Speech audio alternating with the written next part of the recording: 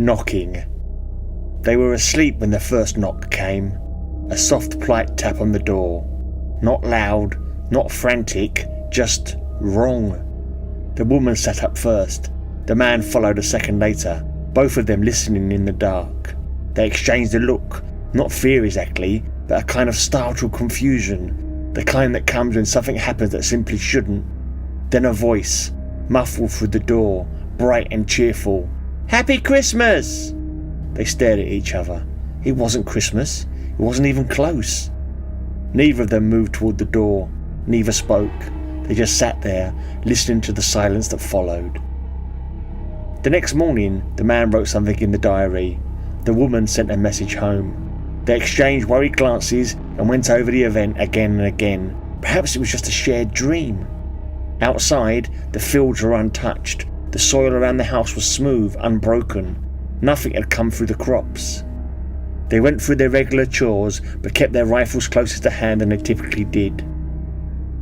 Weeks passed. They tended the rows of hardy plants, checked the irrigation lines, hunted small critters in the scrub beyond the fields. Life returned to its quiet rhythm.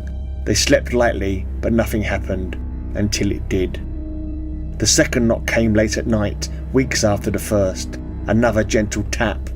The woman froze mid-sentence. The man set down his mug without finishing the sip. Then the same cheerful voice. "Trick or treat!" Their fear this time was sharper, though nothing had changed. They had no neighbours, no visitors, no reason for anyone to be here.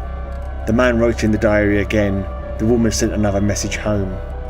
By morning, the crop stood undisturbed.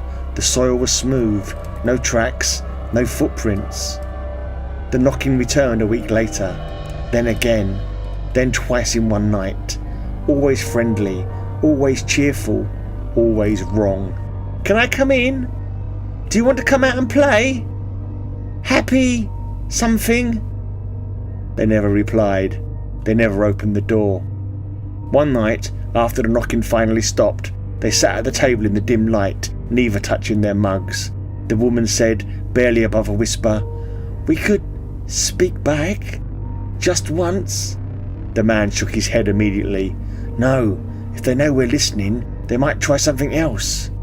They didn't discuss it again. They took turns sleeping, one resting while the other sat by the door with a rifle across their lap. Perhaps the knocker might try and break in one night instead of politely rapping. They weren't sure if the rifles would be of much use, but it felt better to hold something solid.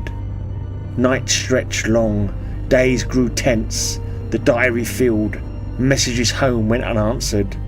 Every morning the fields remained untouched, the soil remained smooth, nothing had walked through it, nothing. One dawn, after a night of 2 knocks and 3 cheerful greetings, they stepped outside. The view was the same as always, a barren stretch of orange dust beyond the cultivated patch. No footprints, no tracks, no visitors, no movement, just emptiness in every direction. Their home, the habitation dome, stood alone on a distant planet, millions of miles from the nearest human being.